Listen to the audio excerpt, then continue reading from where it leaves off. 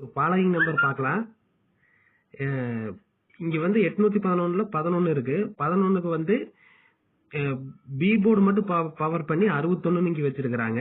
அந்த 61 திருப்பி அப்படியே 2 நாள் கழிச்சு 61 வச்சிருக்காங்க. அந்த 61 மறுபடியும் திருப்பி அப்படியே 16 வச்சிருக்காங்க. அதே மாதிரி 11க்கு 61 வச்ச மாதிரி இங்க 10 இருக்குது.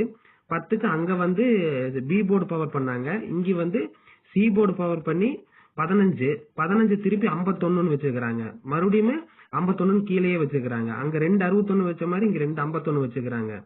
அப்போ அங்க 2 61 வச்சுட்டு 16 திருப்பி 16ன்னு போட்ட மாதிரி இங்க 2 51 வச்சுட்டு திருப்பி 15ன்னு போடணும். இந்த 15 வந்து நீங்க ஒரு வாரத்துக்கு ஃபாலோ பண்ணிக்கங்க. கண்டிப்பா இந்த 15 வர்றதுக்கு வாய்ப்பு இருக்கு. அது மாதிரி இன்னொரு கெஸிங் நம்ம பார்க்கலாம். ஏபி 55 ஏபி 65 ஏபி 25 அப்படின்னு தந்திருக்கிறாங்க. இப்ப இது ரெண்டுமே ரெட்ட நம்பர். ரெண்டுமே ரெட்ட நம்பர். கீழே 25ங்கிறது ரெட்ட நம்பர். இப்ப வந்து நமக்கு 3 நம்பர் ரெட்ட நம்பர் வந்தா ஒரு நம்பர் எப்படி இருந்தாலும் ஒத்த நம்பர் வரணும்.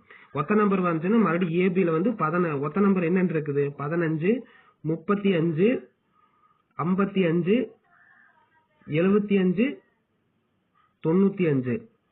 இந்த 5 நம்பர்ல ஏதோ ஒரு நம்பர் வந்து இந்த 5 நாளுக்குள்ள கன்ஃபார்மா விழுது. அதையும் நீங்க ட்ரை பண்ணி பாருங்க. மறுபடியும் ஒரு வீடியோல நம்ம பார்ப்போம்.